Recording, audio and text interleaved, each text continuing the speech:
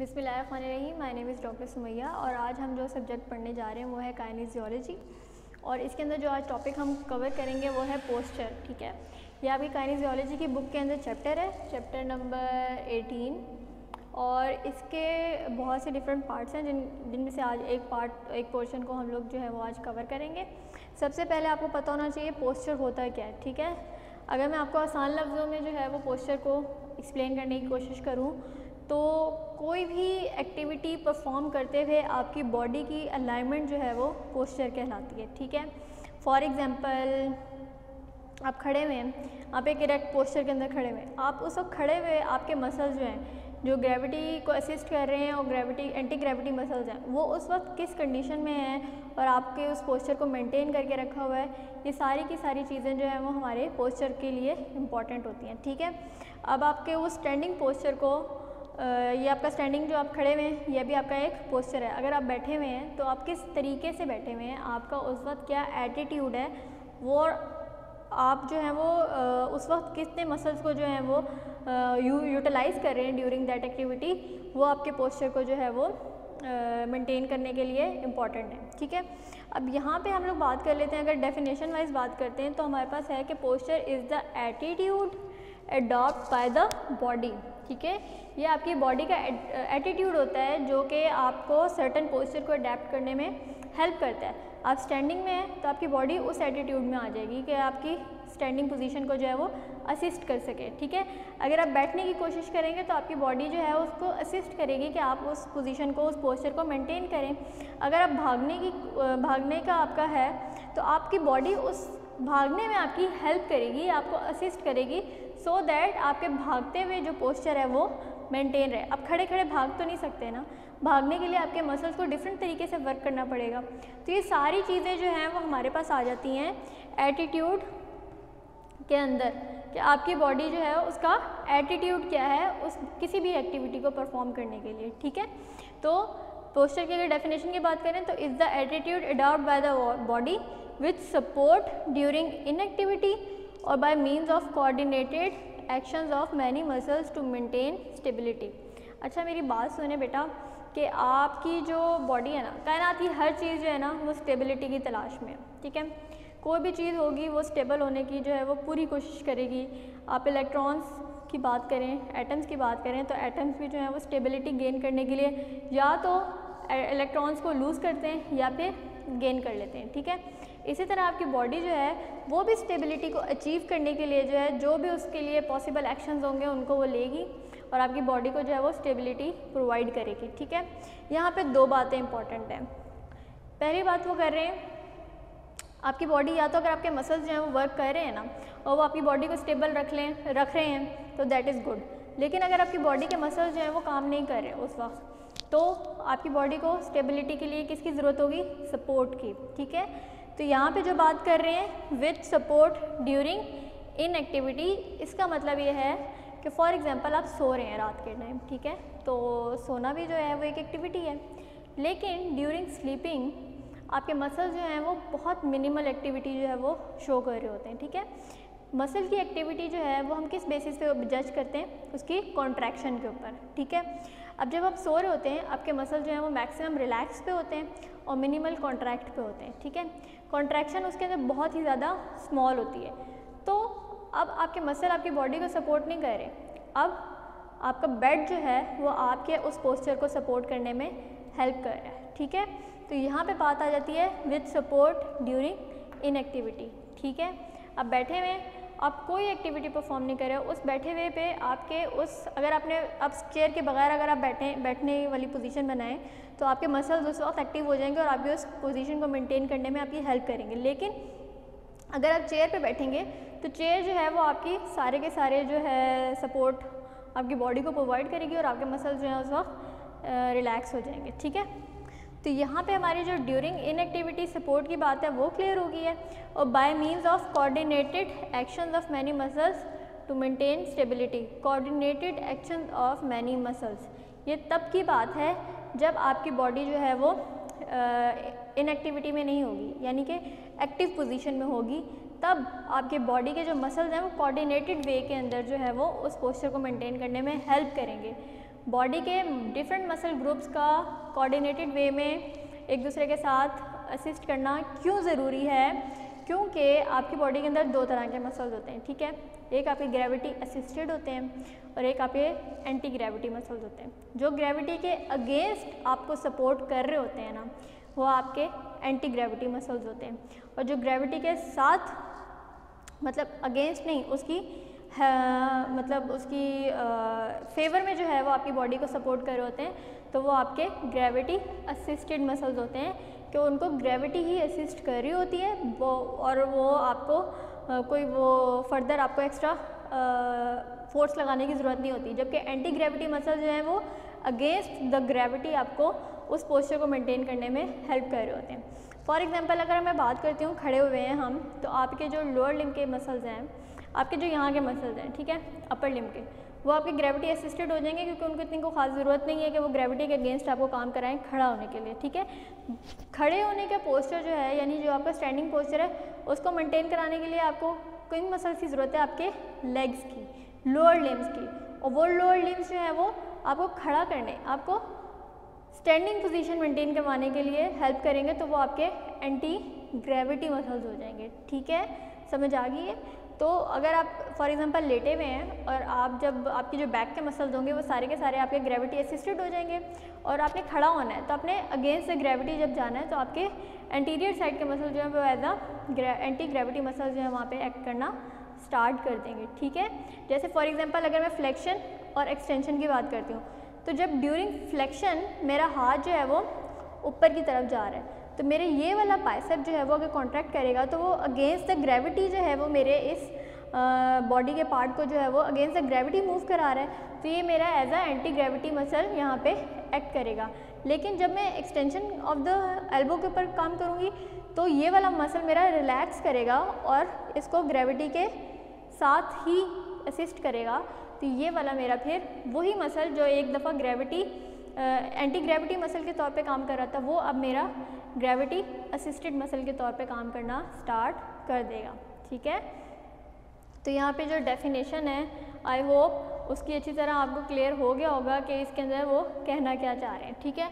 अब हम लोग बात कर लेते हैं पोस्चर्स की, कि पोस्चर जो हैं वो कितने तरह के होते हैं। तो टाइप्स ऑफ पोस्चर्स की अगर मैं बात करूँ, ठीक है, तो हमारे पास दो तरह के पोस्चर्स होते हैं, ठीक है।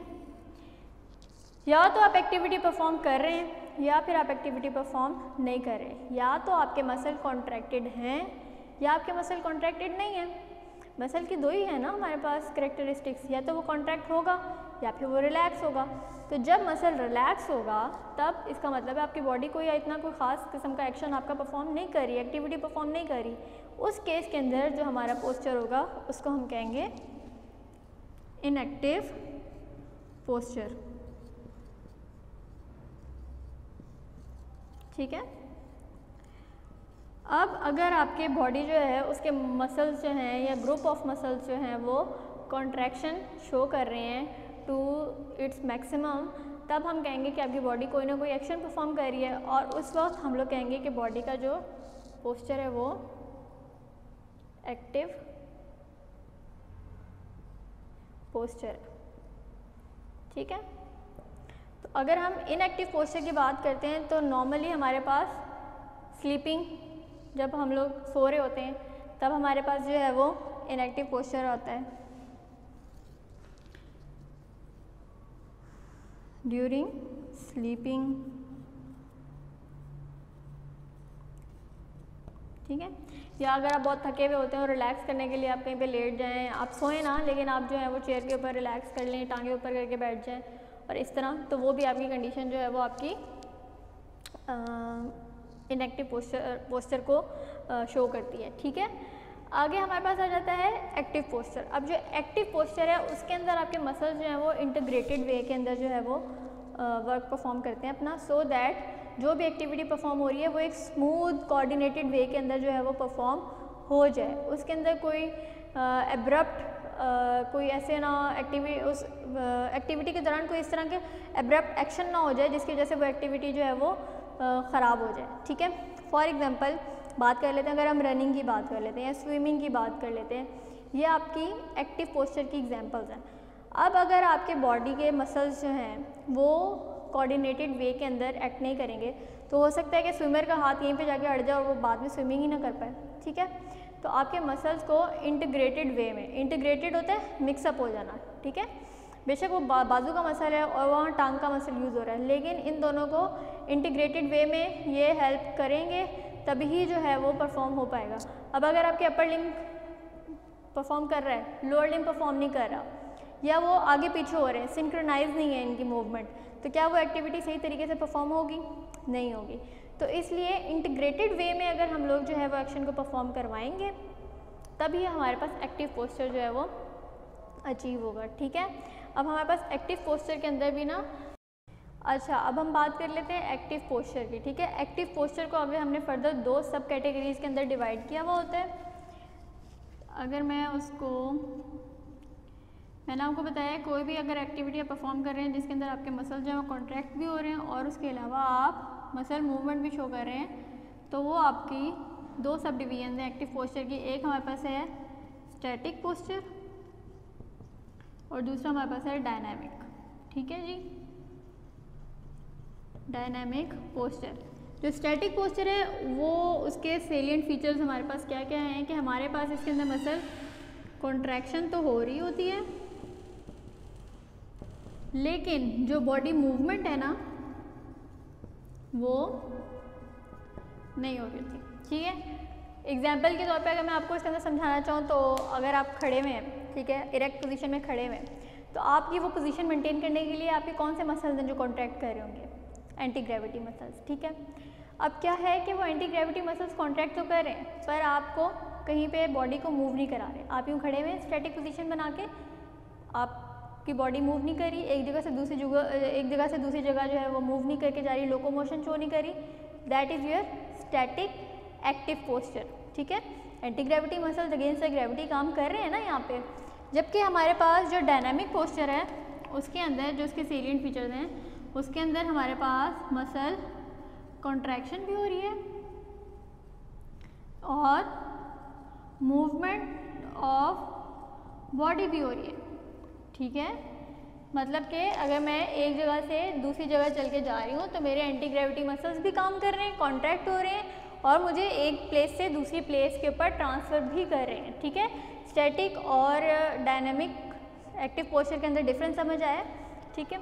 अब हम बात कर लेते हैं पोस्चरल मैकेनिज़्म की कि पोस्चर का मैकेनिज़्म क्या है। असल में किसी भी पोस्चर को मेंटेन करने के लिए हमारे पास 2 रिक्वायरमेंट होती हैं, ठीक है। एक हमारे मसल्स, दूसरा हमारा नर्वस सिस्टम, ठीक है।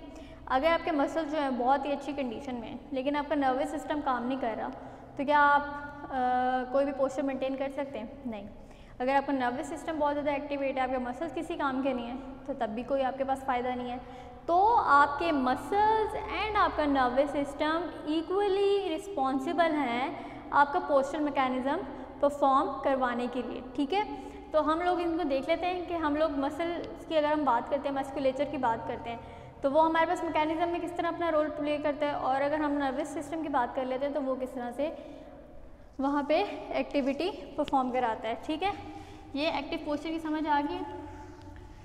अब हम बात कर लेते हैं यहाँ पे पोस्चरल मैकेनिज़्म, ठीक है।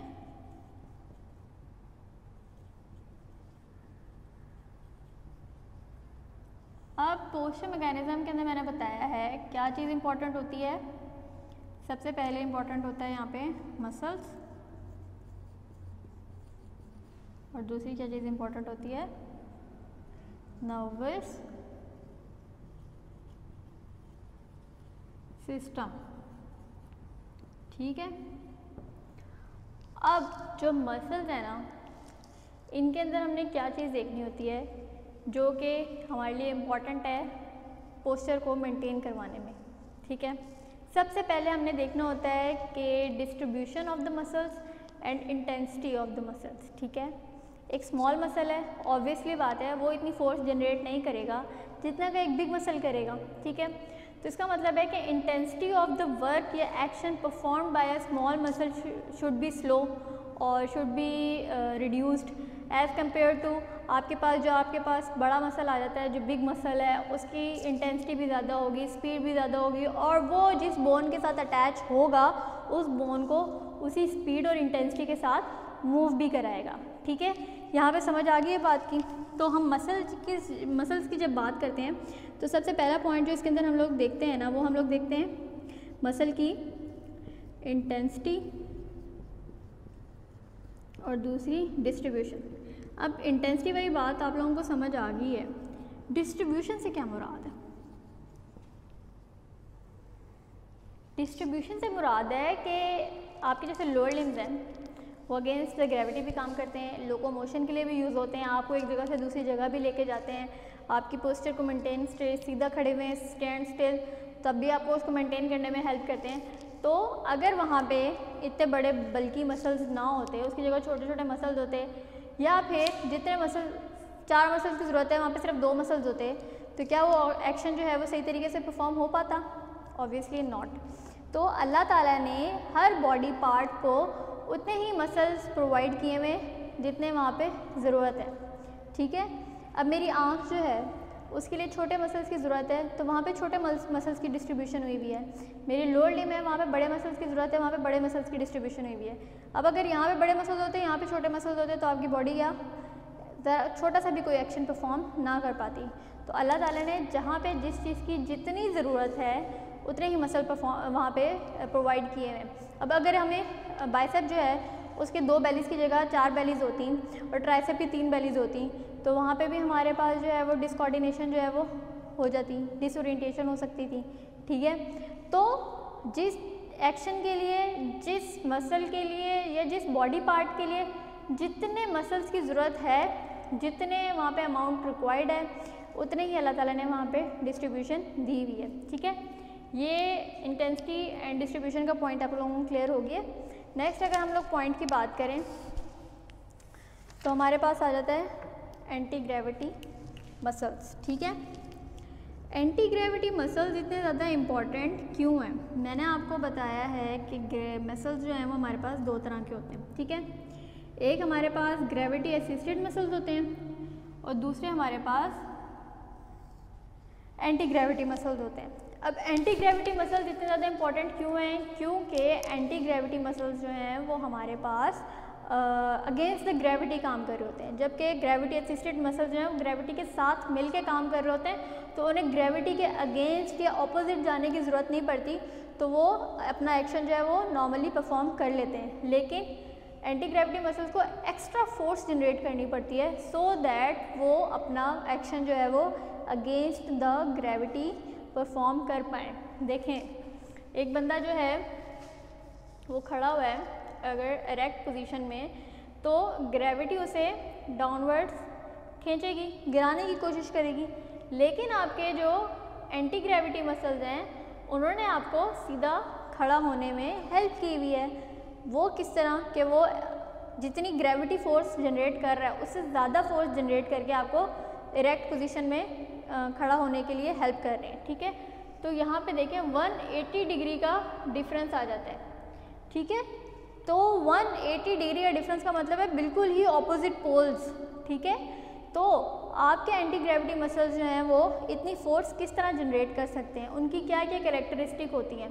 2 मेन कैरेक्टरिस्टिक होती हैं। पहली कि वो मल्टीपिनेट होने चाहिए, दूसरी फैन शेप्ड होने चाहिए। ठीक है, मल्टीपिनेट हम लोगों ने टाइप्स ऑफ मसल्स में पढ़ा था फर्स्ट सेमेस्टर के अंदर, तो मेरा नहीं ख्याल कि उसको एक्सप्लेन करने की ज़रूरत है। फिर भी अगर किसी बच्चे को समझ ना आए तो वो मुझसे ग्रुप में पूछ ले।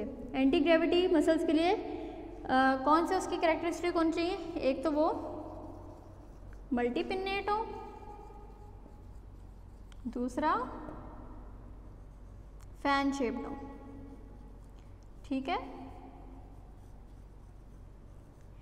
तो ये हमारे पास जो है वो मसल्स की आ गई है कैरेक्टरिस्टिक्स पोस्चर मैकेनिज्म के लिए। नर्वस सिस्टम की जहाँ तक बात करते हैं तो हम लोग नर्वस सिस्टम को 3 पार्ट्स में डिवाइड करते हैं कि कोई भी एक्शन परफॉर्म अगर हमने करवाना है तो उसके लिए क्या, सबसे पहले हमारे पास सेंसरी ऑर्गन होना चाहिए, दूसरा हमारे पास एक हायर कमांडिंग सेंटर होना चाहिए, इंटरप्रिटेशन हो जहाँ पे हमारे पास जो भी स्टिमुलस आया उसकी, जो कि हमारे पास ब्रेन में सेरिबेलम और सेरिब्रल कॉर्टेक्स होते हैं। जब ये यहाँ पे इंटरप्रिटेशन कर लेते हैं तो किसके थ्रू जो है वो हमें बताते हैं कि ये वाला एक्शन परफॉर्म करो, वो हमारे होते हैं इफेक्टर्स। ठीक है, अब क्या होता है कि जो हमारे पास नर्व्स सेंसरी ऑर्गन से सेरिबेलम तक लेके जाते हैं उनको हम कहते हैं एफरेंट न्यूरॉन्स। जो इधर से इफेक्टर्स की तरफ लेके जाते हैं उनका नाम होता है इफरेंट न्यूरॉन्स। ठीक है, यहाँ तक बात समझ आ गई है। तो मैं ये कह सकती हूँ कि जो हमारे पास एफरेंट न्यूरॉन्स हैं वो आपके सेंट्रल नर्वस सिस्टम की तरफ लेके जाते हैं, और सेंट्रल नर्वस सिस्टम से जो हमारे पास लेके आते हैं वो हमारे पास इफरेंट न्यूरॉन्स हैं, इफेक्टर्स की तरफ जो लेके आते हैं। ठीक है, यहाँ तक बात क्लियर हुई है। अब हम बात कर लेते हैं नर्वस कंट्रोल में एफरेंट और इफरेंट वाली बात, पॉइंट क्लियर हो गया। अब हम यहाँ पे बात करते हैं नर्वस कोऑर्डिनेशन में कि एफरेंट जो है वो हमारे पास क्योंकि ये सेंसरी ऑर्गन से सेरिबेलम की तरफ जाते हैं, तो कौन से ऐसे सेंसरी ऑर्गन होते हैं जहाँ से वो सेरिबेलम तक जो है वो हमारे पास इंफॉर्मेशन लेके जाते हैं। सबसे पहले हमारे पास आ जाता है आइज़, फिर हमारे पास आ जाता है ईयर्स, फिर हमारे पास आ जाते हैं जॉइंट्स, फिर आ जाती है हमारे पास स्किन। ठीक है, ये हमारे पास जो है वो सेंसरी ऑर्गन हैं जो कि हमारे पास लेके जाते हैं। इफेक्टर्स की बात कर लेते हैं तो इफेक्टर्स हमारे पास ज़्यादातर मसल्स होते हैं या ब्लड होता है। अब क्या होता है कि अगर आपका मस्कुलर सिस्टम और नर्वस सिस्टम दोनों जो है वो कोऑर्डिनेटेड वे में एक्ट ना करें तो आपके पास एक पोस्चर मेंटेन नहीं हो पाता। ठीक है, एक पोस्चर को मेंटेन रखने के लिए आपके इन दोनों फंक्शंस को जो है वो कोऑर्डिनेटेड वे में परफॉर्म होना ज़रूरी है। अब आई जो है वो हमारे पास as a sensory organ act कर रहा है, इफेक्टर्स हमारे पास एज अ मसल्स और ब्लड आ जाते हैं। तो सेंसरी ऑर्गन में आईज, ईयर्स, जॉइंट, स्किन किस तरह जो है वो हमारे पास सेंस करते हैं और इन्फॉर्मेशन को लेके जाते हैं वो हम अभी देख लेते हैं बारी बारी। ठीक है, यहाँ पे हम बात करते हैं आईज। देखें, आईज जो हमारे पास सबसे हेल्प करता है ना, वो हमारे पास जो रिफ्लेक्स है वो है राइटनिंग रिफ्लेक्स।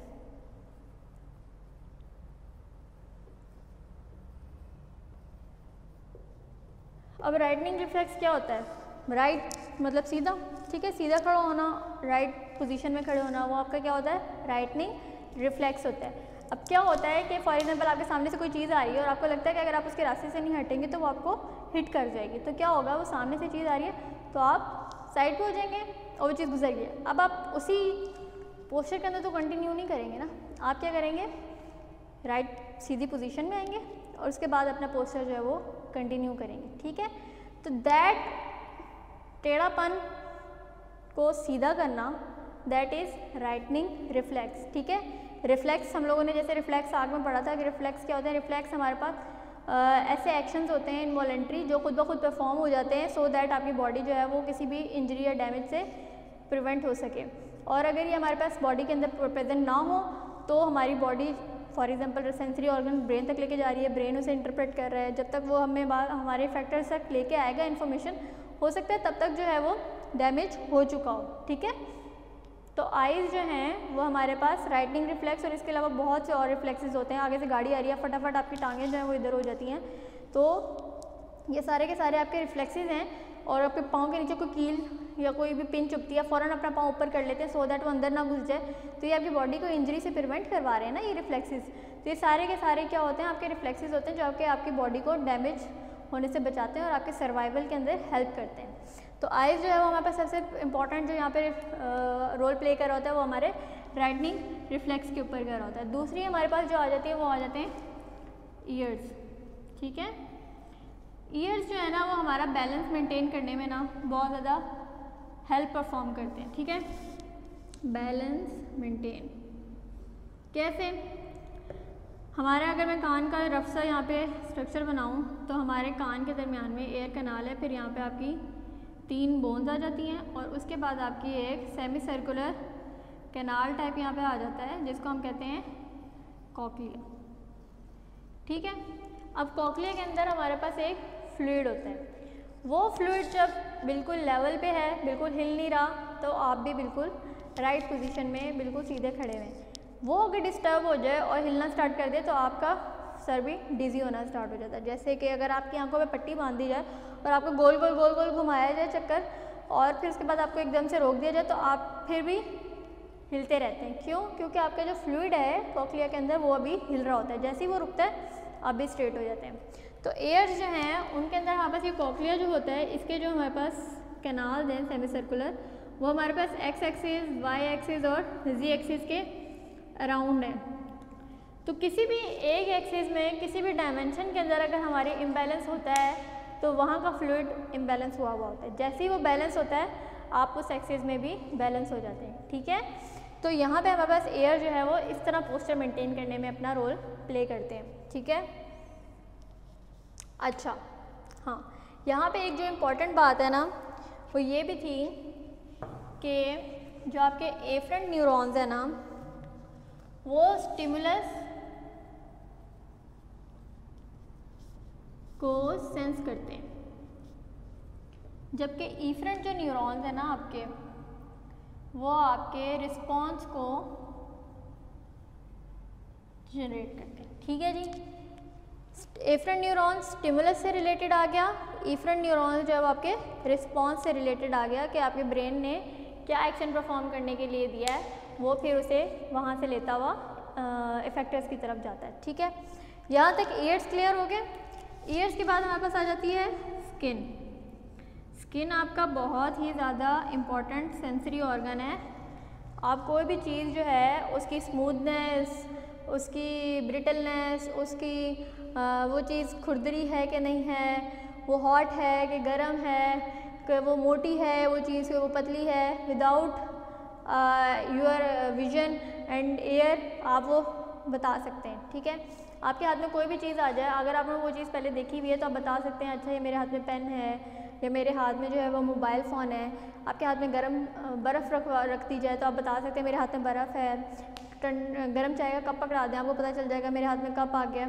तो skin is your most important sensory organ जो कि आपके पोस्चर में मेंटेन करता है। फॉर एग्जांपल एक बंदा वो देख नहीं सकता, अब आप सोच रहे होंगे पोस्चर मेंटेन करने में कैसे हेल्प कर रहा है। एक बंदा देख नहीं सकता लेकिन वो दीवार से किसी से टकरा ना जाए तो वो यूँ करते हुए जाएगा, जैसे ही वो उसको सामने दीवार नजर आएगी वो अपना पोस्चर साइड पे करके दोबारा कंटिन्यू कर देगा। ठीक है, ये जो हमारे पास अल्लाह ताला ने सेंसेस रखी होती हैं ये इसीलिए रखी होती हैं कि अगर आपकी कोई एक सेंस जो है वो कमज़ोर है तो अल्लाह ताला आपकी बाकी सेंसेस जो है उनको बहुत ज़्यादा स्ट्रॉन्ग बना देते हैं, सो दैट आप बाकी लोगों के साथ सर्वाइव कर सकें। ठीक है, स्किन के बाद स्किन में जैसे आपका हॉट एंड कोल्ड की पहचान होती है, उसके बाद आपके आ जाता है स्किन के बाद है जॉइंट्स। जॉइंट्स जो हैं वो आपके प्रेशर जो है ना उसके अंदर प्रेशर सेंसेस होती हैं, आपके सेंसर्स होते हैं जॉइंट्स में। ठीक है, अगर एक जॉइंट के ऊपर उसकी लिमिट से ज़्यादा प्रेशर जो है वो डल रहा होगा तो वो प्रेशर सेंसर जो है उसको सेंस कर लेंगे और वो फ़ौरन बता देंगे कि इस जॉइंट के ऊपर से लोड जो है उसे लिफ्ट कर लें वरना ये डैमेज जो है वो फर्दर कॉज कर सकता है। इसी तरह आप जब खड़े बहुत ज़्यादा देर तक खड़े रहें तो आपकी हील्स जो हैं वो पेन करना स्टार्ट कर देती हैं, तो वहाँ पे आपकी स्किन और आपके जॉइंट्स दोनों जो हैं वो अपना रोल प्ले करते हैं ये बताने में कि यहाँ पे पेन हो रही है तो आप जो हैं वो किसी कंफर्टेबल पोजीशन में या रिलैक्स पोजीशन में चल जाएं कि आपके पाँव के ऊपर से लोड हट जाए और आपका पेन जो है वो रिलीफ हो सके। ठीक है, ये सारे के सारे पॉइंट्स हैं वो हम लोगों ने पढ़ लिए हैं। इसके अलावा अगर कोई भी चीज़ आपको समझ ना आए तो आप मुझसे पूछ सकते हैं। नेक्स्ट इंशाल्लाह हम जो लेक्चर होगा उसके अंदर पैटर्न ऑफ पोस्चर जो है उसको डिस्कस करेंगे। ठीक है, थैंक यू।